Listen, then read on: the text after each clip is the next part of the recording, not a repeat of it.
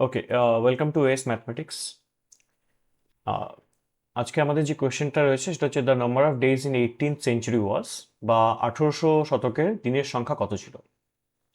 এই ম্যাথসটা করার জন্য আমাদের একটা জিনিস মাথায় রাখতে হবে, এমনিতে লিপ ইয়ার্স কত দিনে হয়। লিপ ইয়ার্স হয় হচ্ছে 4 ইয়ার্সে, প্রতি 4 ইয়ারে একটা করে লিপ ইয়ার আসে, এবং কোনো ইয়ার যদি 4 দিয়ে ডিভিজিবল হয় তাহলে সেটাকে আমরা লিপ ইয়ার হিসেবে কনসিডার করি। কিন্তু এখানে একটা স্পেশাল রুল আছে, যদি কোনো 100 বছর, প্রতি 100 বছর অন্তর অন্তর যে বছরগুলো আসে সেই বছরগুলো যদি 400 দিয়ে ডিভিজিবল না হয় তাহলে সেটা লিপ ইয়ার নয়, তাহলে সেটা লিপ ইয়ার নয়। এটা মাথায় রাখতে হবে আমাদের, প্রতিটা 100 বছর পর পর যে বছরগুলো আসে সেটা যদি 400 দিয়ে ডিভিজিবল না হয় তাহলে সেটা লিপ ইয়ার নয়।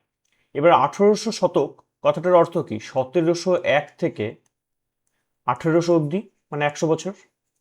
সরি,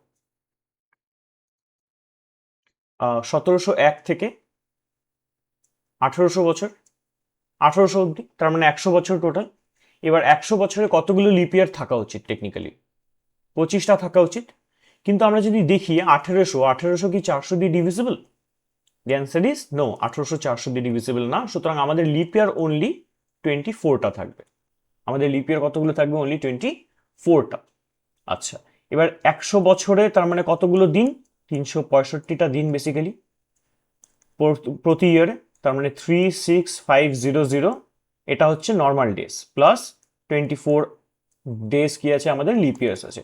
সো টোটাল ডেজ হচ্ছে 3652। সো 36524।